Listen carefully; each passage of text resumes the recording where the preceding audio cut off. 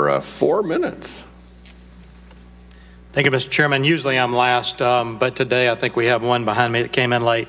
Mr. Zuckerberg, I want to... Only by 2 minutes did he come in late. I want to thank you for all the work you've done, and I want to let you know that I've been on Facebook since 2007 and started as a state legislator, used Facebook to communicate with my constituents, and it has been an invaluable tool for me in communicating. We can actually do in real time multiple issues as we deal with them here in Congress, answer questions. It's almost like a town hall in real time. I also want to tell you that your staff here of the Governmental Affairs Office, Chris Herndon and others, do a fabulous job in keeping us informed. So I want to thank you for that. Before this hearing, when we heard about it, we asked our constituents and our friends on Facebook, what would they want me to ask you? And the main response was addressing the perceived and in many instances confirmed bias and viewpoint discrimination against Christians and conservatives on your platform. Today, listening to this, I think the two main issues are user privacy and censorship. The Constitution of the United States and the First Amendment says, Congress shall make no law respecting an establishment of religion nor prohibiting the free exercise thereof, nor will it abridge the freedom of speech, of the press, the right of people to assemble or address the Congress for redress of grievances. So petition the Congress for redress of grievances. I've got a copy of the Constitution I want to give you at the end of this hearing.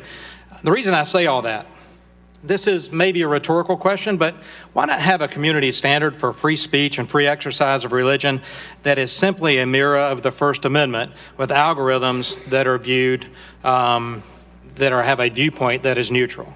Why not do that?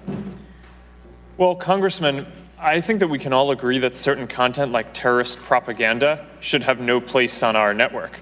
And the First Amendment, my understanding of it, is that that kind of speech is allowed in the world. I just don't think that it is the kind of thing that we want to allow to spread on the internet. So once you get into that, you're deciding that you take this value of that you care about safety and that we don't want people to be able to spread information that could cause harm. And I think that our general responsibility is to allow the broadest spectrum of free expression as we can. And I appreciate that answer. You're right about propaganda and other issues there. And I believe the Constitution generally applies to government and says that Congress shall make no law respecting, talks about religion, and then we won't abridge the freedom of speech or the press. But the standard has been applied to private businesses, whether those are newspapers or other media platform. And I would argue that social media has now become a media platform to be considered in a lot of ways the same as other press media. So I think the First Amendment probably does apply and will apply. What will you do? Let me ask you this. What will you do to restore the First Amendment rights of Facebook users and ensure that all users are treated equally, regardless of whether they're conservative, moderate, liberal, or whatnot?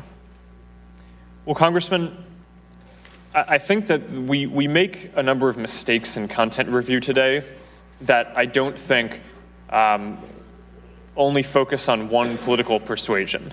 And I think it's unfortunate that when those happen, people think that we're focused on them. And it happens in different political groups. I mean, we have. But in the essence of time, conservatives are the ones that raise the awareness that their content has been pulled. I don't see the same awareness being raised by liberal organizations, liberal candidates, or liberal policy statements. So I think you've been made aware of this over the last 2 days. Probably need to go back and make sure that those things are treated equal, and I would appreciate you do that. Again, I appreciate the platform, I appreciate the work you do, and we stand willing and able to help you here in Congress because Facebook is an invaluable part of what we do and how we communicate. So thanks for being here.